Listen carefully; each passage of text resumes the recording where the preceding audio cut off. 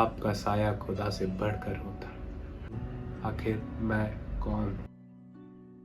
कैसे हो दोस्तों? मैं अपना नाम नहीं बताऊंगा क्योंकि आप देख रहे हैं आपका अपना कवि यूट्यूब चैनल। तो शुरू करते हैं यार। मैं लाया हूँ आज आपके लिए कुछ मज़ेदार, चटपटी और कुछ गंभीर बातें। सबसे पहला मैं टॉपिक बता देता हूँ। पहला टॉपिक है राधा और कृष्ण जी। देन सेकंड है पापा।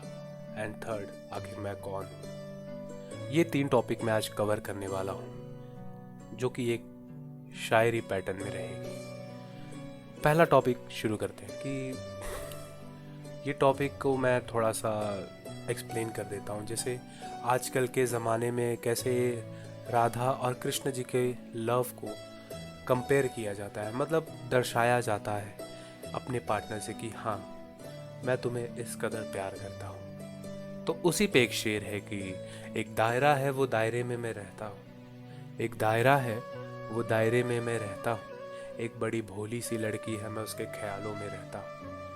एक दायरा है वो दायरे में मैं रहता हूँ, एक बड़ी भोली सी लड़की है मैं उसके ख्यालों में रहता हूँ।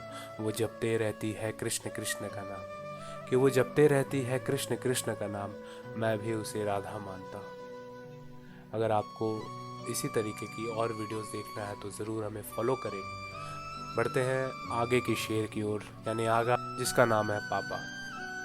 अब यार पापा जो है वो घर की नींव होते हैं। मैंने कई लोगों को देखा है कि जिनके घर में फादर्स नहीं है, जिनके फादर्स की डेथ हो जाती है, वो काफ़ी ज़्यादा स्ट्रगल करते हैं। मैं मानता हूँ कि अगर घर चल रहा है तो पापा के वजह से चल रहा है, और अगर घर खुश है तो मम्मी की वजह से खुश। तो पापा पे इस तरीके से शेर है कि पैरों में छाले देखे, घिसे चप्पल पहनते पुराने लिबास देखे, कि पैरों में छाले देखे, घिसे चप्पल पहनते पुराने लिबास देखे, और बाप के बिना घर पूरा अधूरा है, मैंने कई घर टूटते देखे। कि जिस घर में बाप का साया हो वो घर खुशियों से भरा रहता है, कि जिस घर में बाप का साया हो वो घर खुशियों से भरा रहता है, और उनकी मेहनत जिम्मेदारी प्यार तुम क्या जानो, कि आखिर उनकी मेहनत जिम्मेदारी प्यार तुम क्या जानो, आखिर बाप का साया खुदा से बढ़कर होता है। शुक्रिया दोस्तों। मैं आपको फिर से बता दूं, अगर आप इस तरीके का यूट्यूब चैनल देखना चाहते हैं तो ज़रूर से सब्सक्राइब करें। तो अगले शेर की तरफ बढ़ते हैं जिसका टाइटल है, यानी शीर्षक है, आखिर मैं कौन हूँ।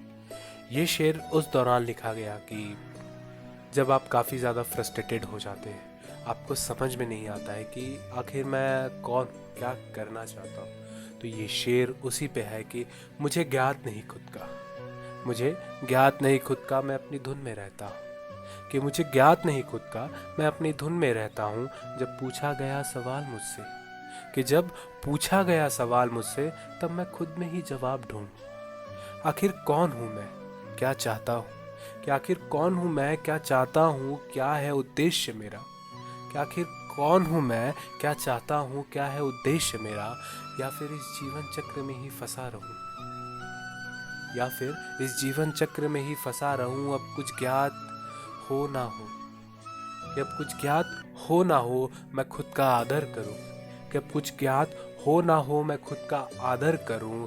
मैं चाहता हूँ, मैं क्या चाहता हूँ ये ज्ञात कर, कि मैं क्या चाहता हूँ ये ज्ञात कर खुद की एक नींव तैयार करूं, कि मैं क्या चाहता हूँ ये जान कर खुद की एक नींव तैयार करूं। जो चाहते वो मिले आसानी से नहीं, कि जो चाहते वो मिले आसानी से नहीं, तो क्यों ना फिर संघर्ष करूं, कि जो चाहते हैं वो मिलता आसानी से नहीं, तो फिर क्यों ना संघर्ष करूं। मैं एक मिसाल बनूं और बतला दूं सबको, कि मैं एक मिसाल बनूं और बतला दूं सबको, आखिर मैं कौन हूं, आखिर मैं कौन हूं। तो शुक्रिया दोस्तों। आप हमें फॉलो कर सकते हैं इंस्टाग्राम पे, जरूर वो आईडी मैं दे सकता हूँ, ठीक है। तो इंस्टाग्राम की आईडी जो है वो डिस्क्रिप्शन पे है। अगर आपको और शायरियाँ सुननी है तो हमें कमेंट करें। और हाँ, अगर आपकी भी कोई शायरी है जो आप चाहते हैं कि मैं पढ़ के सुनाऊँ लोगों को, तो आप भी वो मुझे डीएम कर सकते हैं। शुक्रिया दोस्तों।